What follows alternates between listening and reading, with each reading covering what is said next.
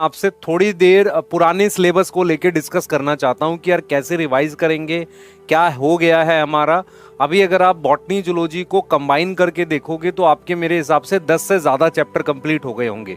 Total हमारे पास बेटा 38 chapters होते हैं, जिसमें काफ़ी सारे छोटे चैप्टर्स भी हैं, पर जो आपके कंप्लीट हुए हैं उसमें लिविंग वर्ल्ड को छोड़ के बाकी के सारे चैप्टर लगभग बड़े थे। ठीक है, अब यहाँ से ध्यान से सुनेंगे बेटा, यहाँ से हम आगे जाएंगे और आपका सिलेबस यहाँ से आगे ले जाएंगे।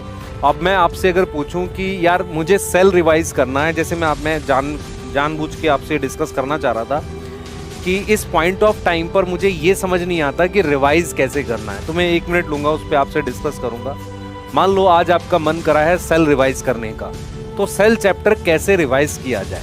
सबसे पहला तरीका, सबसे पहले क्या करो, अपने नोट्स लेकर बैठो और आपके पास नोट्स, मान लो आपने पेन से लिखे हैं तो आपके पास कोई कलर पेंसिल होनी चाहिए। ठीक है, कोई कलर पेंसिल हो या नॉर्मल पेंसिल हो, उस पेंसिल को लेकर बैठा करो। अब क्या करोगे, उसके साथ आप एक रफ कॉपी अपने पास रखो। ठीक है, अब आप क्या कर रहे हो, नोट्स को धीरे धीरे रीड करते हुए आगे बढ़ रहे हो। मतलब आपने एक रीडिंग कर ली एक पेज की, ठीक है, समझ आ गया, फिर दूसरे पेज की एक रीडिंग कर ली, ऐसे आपने 5 पेज पढ़ लिए। 5-6 पेज में आपके 1-2 टॉपिक कंप्लीट हो गए। ठीक है, अब आपने क्या किया, उस 5-7 पेजों को दोबारा रीड किया। ठीक है, और कोशिश की याद करने की। सही है, अब क्या किया आपने, जो उस 5-7 पेजेस में जो इंपॉर्टेंट डाटा था उसको पेंसिल से ऐसे मार्क कर लिया, है ना, पेंसिल से मार्क कर लिया, जो डाटा टाइप की चीजें थी, क्योंकि समझ आने वाली चीजें 2-3 रीडिंग से 4 रीडिंग से समझ आ जाती है, लेकिन याद करने वाली जो चीजें थी उसको ऐसे मार्क किया, पेंसिल से मार्क किया अपने नोट्स में, और अपने रफ रजिस्टर में उसे लिख दिया, मतलब आंख बंद करके, मतलब ऐसे लिख दिया कि हाँ हमें याद हो गया। ऐसे ही करते करते आप पूरा ही चैप्टर आगे चले जाओ। जब आप पूरा चैप्टर ऐसे करके खत्म करोगे तो पूरे ही चैप्टर को रफ में जो मेन डाटा था वो आपने एक बार लिख दिया। ठीक है, तो आपने सबसे पहले क्या किया, अपने नोट्स याद कर लिए। अब आप क्या करा आपने, आप बैठे एनसीईआरटी लेके। इस नोट्स को याद करने में कितना समय लगना चाहिए, 3 से 4 घंटे लग जाएंगे एक चैप्टर को करने में। अगर उसके नोट्स लगभग 40-50 पेज के हैं, 40 पेज के हैं, तो इतना टाइम लग जाएगा। अब आपने क्या किया, 40-50 पेज में तो लग जाएगा इतना टाइम। उसके बाद अब आप एनसीईआरटी लेकर बैठे, आपने 1 से 1.5 घंटे में एनसीईआरटी उस चैप्टर की आराम से रीडिंग करी, फिर आधे घंटे में एक फास्ट रीडिंग करी, और आपने वो मेन पॉइंट्स, अगर नोट्स में कोई नहीं है वो मार्क कर लिए, या मेन पॉइंट्स को मार्क करके आपने एनसीईआरटी की रीडिंग कर ली। फिर आपने क्या किया, ऐसी रीडिंग आपने 1-2 तक यहां तक कर ली।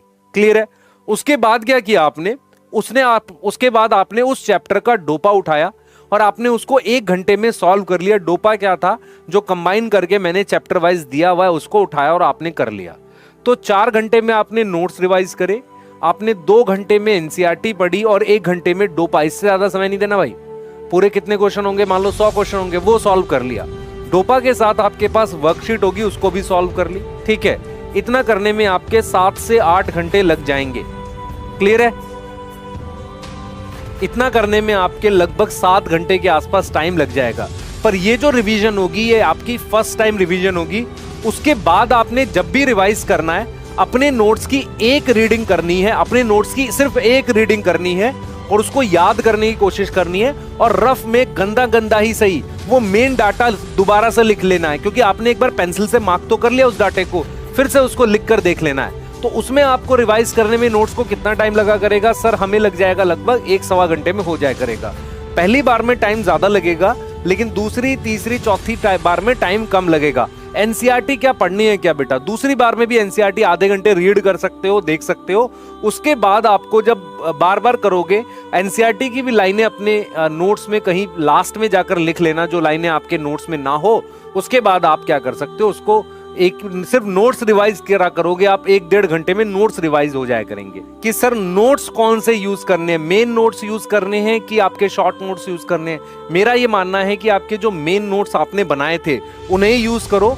शॉर्ट नोट्स क्या होता है बेटा, शॉर्ट नोट्स कहाँ ज्यादा हेल्प करेंगे, जब आपके मेन नोट्स आपको अच्छे से याद हो जाएंगे ना, तो शॉर्ट नोट्स बस देखने भर से 10-15 मिनट में जल्दी रिवाइज करने के लिए होते हैं।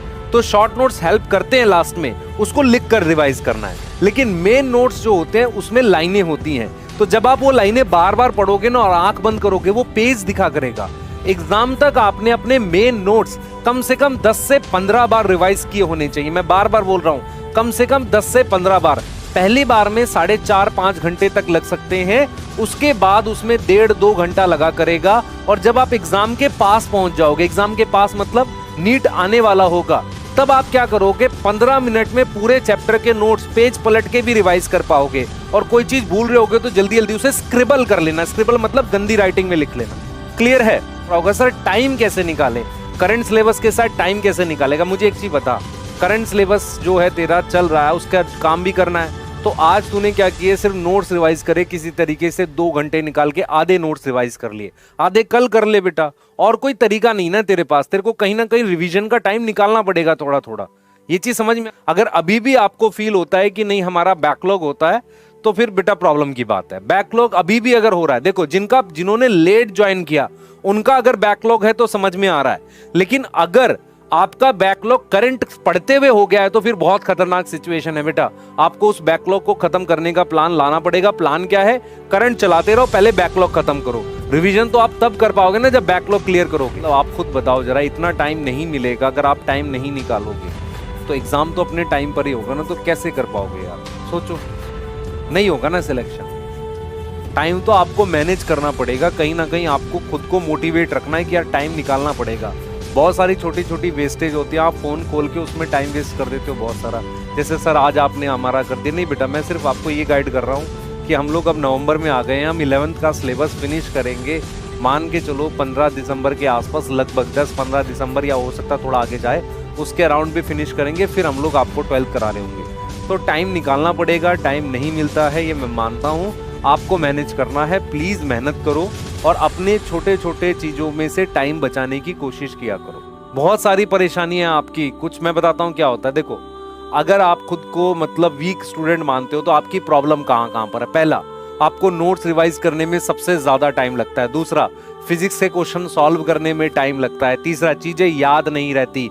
चौथा, आपका टाइम बहुत वेस्ट होता है। पांचवा, आपके घर में प्रॉब्लम बहुत है कि लोग आपको पढ़ने नहीं देते हैं। सिक्स्थ, आपका पढ़ाई में मन नहीं लगता।